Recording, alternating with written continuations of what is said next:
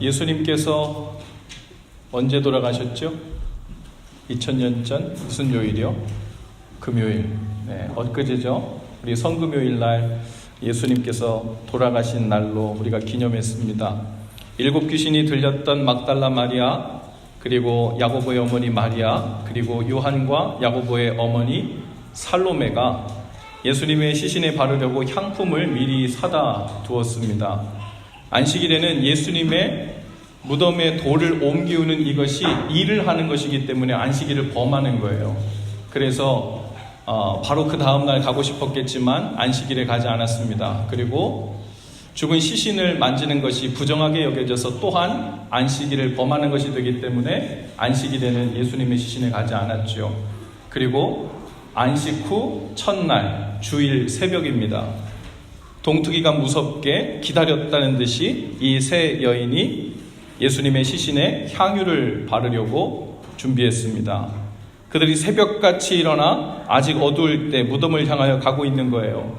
오늘 말씀 16절의 표현에 보면 안식 후 첫날 매우 일찍이라고 이렇게 표현됐어요. 이들은 예수님을 사랑하고 있었습니다. 12제자는 예수님께 함께 다녔던 잔당들을 소탕한다는 빌미로 혹 잡혀갈까 두려워서 방문을 걸어 잠그고 숨어 있었는데 이 여인들은 무덤을 향하여 가고 있는 겁니다. 이 여인들은 왜 이렇게 담대했을까요? 무엇이 이 여인들을 이렇게 용감하게 용기 있게 만들었을까요? 바로 예수님에 대한 사랑 때문이죠. 이 여인들은 예수님이 죽은 후에도 변함없이 예수님을 사랑했습니다. 그들이 예수님의 시체에 향유를 발라드린다고 크게 달라질 것이 없죠. 자신들이 얻을 유익이 없어요. 오히려 반역자의 시체에 향을 바르면 로마 정부에게 요주의 인물로 낙인 찍히기 쉽죠. 그러나 그 여인들은 손해가 있고 희생이 있다 할지라도 변함없이 예수님 사랑하기를 그치지 않았습니다. 여러분, 좋아하는 것과 사랑하는 것의 차이가 무엇일까요? 어떤 분이 그 차이를 몇 가지로 이렇게 정리해 놓았더라고요. 출처가 어딘지는 명확하지 않아서 밝히기는 어렵지만 이렇게 정리를 했습니다. 좋아하는 것은 그 사람으로 인해 내가 행복해졌으면 하는 것이고, 사랑하는 것은 그 사람이 나로 인해 행복해졌으면 하는 것이다. 좋아하면 그것을 갖고 싶은 욕심이 생기고, 사랑하면 그 욕심을 포기하게 되는 것이다. 만약에 지구가 멸망해서 탈출하는 우주선이 있다면 좋아하는 사람은 내 옆자리에 태우고 싶고, 사랑하는 사람은 내 자리를 내어주고 싶게 된다. 좋아해 라는 말을 들으면 가슴이 설레는 것이고, 사랑해 라는 말을 들으면 눈물이 나는 것이다. 꽃을 좋아하는 사람은 그 꽃을 꺾지만, 꽃을 사랑하는 사람은 그 꽃에 물을 주게 됩니다. 좋아하는 사람은 내 곁에 두고 싶은데, 사랑하는 사람은 내가 그 사람 곁에 머물고 싶게 된다는 거예요. 좋아하는 건 내가 상대에게 호구처럼 여겨지지 않을까 하여 견제하고 걱정도 하지만, 사랑한다면 내가 호구가 되어도 좋다라고 생각한다는 거죠. 정리해보면 좋아한다는 것은 자신의 감정에 집중하는 거고, 사랑한다는 것은 사랑하는 사람에게 집중하게 되는 거죠. 이 차이에서 많은 신앙의 문제들이 어쩌면 이해될지도 모르겠습니다. 그렇게 열심히 교회를 다니고 예수님이 좋다고 소리 질러도 변하지 않을 때, 어쩌면 교회에서 단지 자신이 좋아하는 것을 하기 때문만은 아닌지, 내가 좋아하는 주님으로부터 무엇을 얻기를 기대함으로 열심을 내고 있기 때문은 아닌지, 주님의 마음과 감정에는 별로 관심이 없기 때문은 아닌지 생각해 볼 수 있을 것입니다. 여기에 예수님의 무덤에 찾아간 이 여인들로부터 사랑의 특징에 대하여 한 가지를 제가 덧붙이자면 바로 무모함이죠. 무모함. 3절에 보면 이 여인들은 무덤에 서둘러 가는 동안에도 이런 대화를 나눴대요. 누가 우리를 위해 무덤에 있는 그 돌문을 굴려줄까? 당시 유대인의 무덤은요, 큰 바위를 파서 만들었는데요, 그리고 커다랗게 둥그런 돌문으로 닫았는데 실제로 미국 조지아 공대 교수들이 이스라엘에 가서 직접 교사한 결과에 따르면 예수님 당시에 쓰였던 무덤의 문의 크기는 대략 4.5피트 정도가 되고, 그리고 이 정도의 입구를 막으려면 적어도 1.5톤에서 2톤 정도 되는 무게의 바위가 필요하다고 합니다. 그런데 성경에 보면요, 이 돌문을 요셉 혼자서 예수님을 시신을 두고 막을 때 요셉 혼자서 막은 것처럼 되어 있거든요. 어떻게 그런 일이 가능했을까? 그 당시 무덤을 막을 돌은 무덤 입구에서 바라볼 때 조금 경사진 곳에 쐐기를 박아서 고정해 놓았기 때문에 그 돌문을 닫을 때는 쐐기를 뽑기만 하면 저절로 굴러 내려와서 돌문이 굴러가는 그런 형식이었다는 거예요. 그래서 그 무덤의 돌은 막으려고 굴리기는 쉬운데 경사가 있기 때문에 다시 그걸 억지로 열려고 하면 수십 명의 장정들이 달라붙어야 가능하다는 거예요. 그렇게 해서 한 번 죽은 그 시신, 그 무덤 문을 아무도 함부로 열지 못하게 만들었다는 거죠. 이 여인들이 무덤을 닫은 그 돌문이 여는 것이 불가능하다는 것을 이미 알고 있었습니다. 돌문을 굴릴 수 없다는 것을 알았다면 무덤에 가지 말아야죠. 그런데 그들은 사랑 때문에 무모했습니다. 무덤을 지키는 사람을 매수해서라도 부탁을 한다 해도 그 사람들 두어 서명 가지고서는 그 돌문을 열 수 없다는 것을 이미 알고 있어요. 하지만 그럼에도 불구하고 사랑 때문에 무모하게 달려갑니다. 사랑하면 무모하더라도 길이 보이지 않더라도 찾고 구하게 되죠. 하나님께서는 이 무모했지만 예수님을 사랑하여 찾아온 이 여인들에게 처음으로 예수님의 부활 메시지를 전해주셨고 이들을 부활의 첫 증인으로 삼으셨죠. 하나님은 자신을 사랑하는 자를 부활의 증인으로 삼으시는 줄로 믿습니다. 여러분, 오늘은 부활절이에요. 예수님은 오늘 부활하신 것 아니라 이미 2000년 전 부활하셔서 지금도 살아계신 분이시죠. 그런데 많은 그리스도인들이 그 부활하신 주님을 마치 못 만난 것처럼 삽니다. 마치 부활하신 주님에 대한 소문만 듣고는 믿기지 않는다는 듯이 방문을 걸어 잠그고 자기만의 익숙하고 편한 방식으로 나의 세상에서 여전히 살아가는 거예요. 여인들을 통해 예수님이 부활하셨다는 소식을 들었음에도 다시 물고기 잡으러 가는 겁니다. 예수님을 사랑한다면 이 여인들처럼 끝까지 주님 찾기를 포기하지 않고 멈추지 않는 거죠. 여러분, 일상의 삶에서 보이지 않는 예수님을 찾으며 산다는 일이 얼마나 무모한 일처럼 보일까요? 보이지 않는 주님을 보이는 주님처럼 경험하며 산다는 것이 마치 이 여인들이 대책 없이 무덤가로 찾아간 것처럼 무모해 보이고 현실적이지 않아 보일 수 있습니다. 하지만 사랑하면 주님을 찾습니다. 사랑하는 주님을 어떻게든 찾아가고 어떻게든 그 옷자락이라도 손길이라고 찾으려고 애를 씁니다.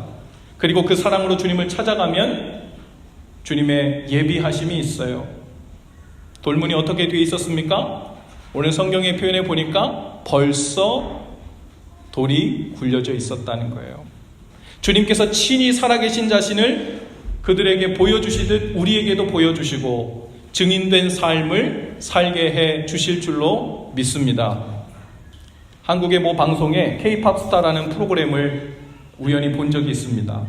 지금은 종영된 프로그램이지만 젊은이들 사이에서 유명한 프로그램이죠. 슈퍼스타 오디션 프로그램인데 한국 3대 기획사 대표들이 심사위원이 되고 주로 10대, 20대 젊은이들이 춤과 노래를 선보이는데요. 제가 봤던 그 짧은 비디오 클립에는 한 여학생 참가자가 슈퍼스타가 되고 말겠다는 꿈을 가지고 이 오디션에 참가했는데 얘기를 들어보니까 벌써 4년 전에 한번 참가했다가 다시 돌아온 케이스였어요. 심사평을 하면서 그 JYP 대표인 박진영이 이런 말을 하더라고요. 꿈이 있는 게 중요한 게 아니라 그 꿈을 이루기 위해 하루하루 어떻게 사느냐가 중요한 거잖아요.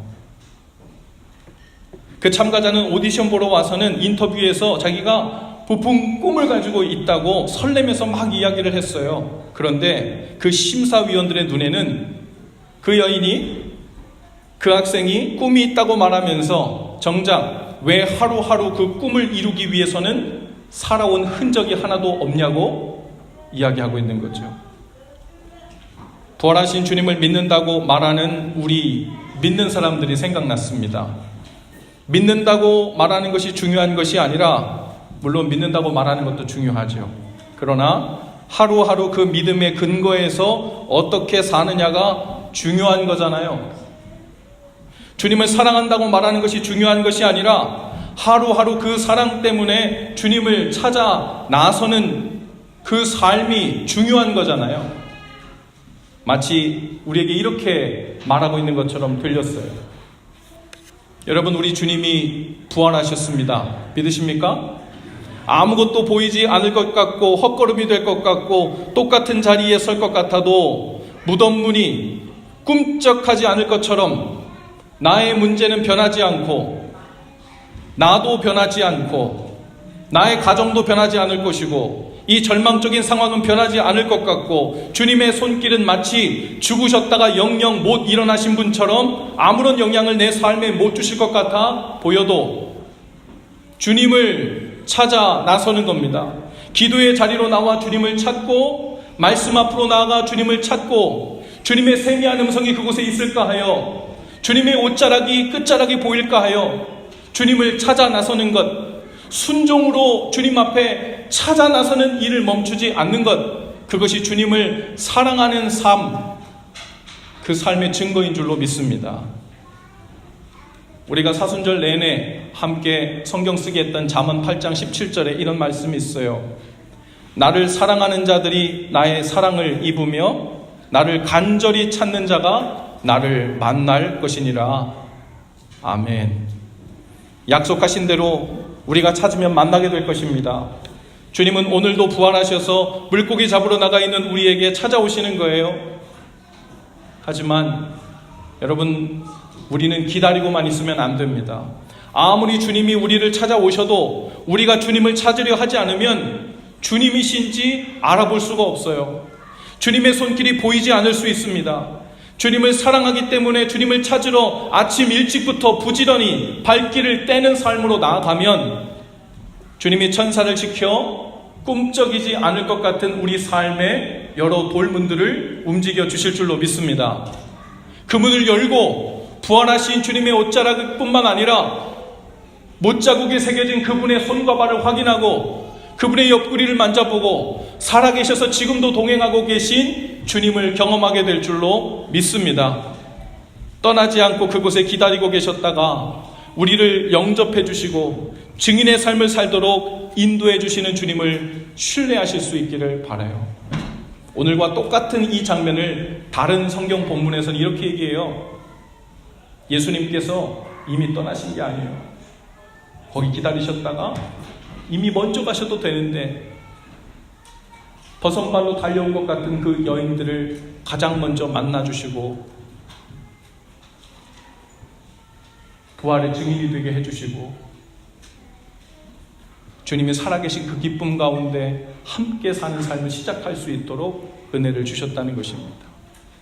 여러분, 우리가 바로 이 여인들과 같은 주님을 사랑하여 힘써 주님을 찾는 자들이 다 되실 수 있기를 바랍니다.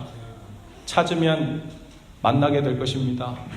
주님의 약속이고 또한 실제로 지금 살아계셔서 우리와 동행하기 원하시는 주님의 소원이기 때문이죠. 할렐루야.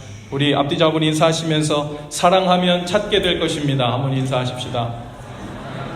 한 번 더, 찾으면 만나게 될 것입니다.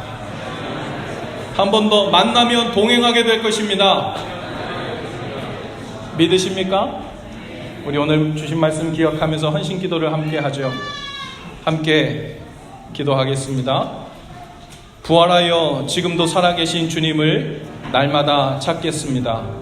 간절히 찾을 때 만날 것이라 하셨으니 우리에게 주님을 향한 사랑을 더욱 부어주셔서 아침 일찍부터 주님의 뜻을 찾고 주님의 손길을 찾고 주님의 발자취를 찾는 삶이 되게 하옵소서.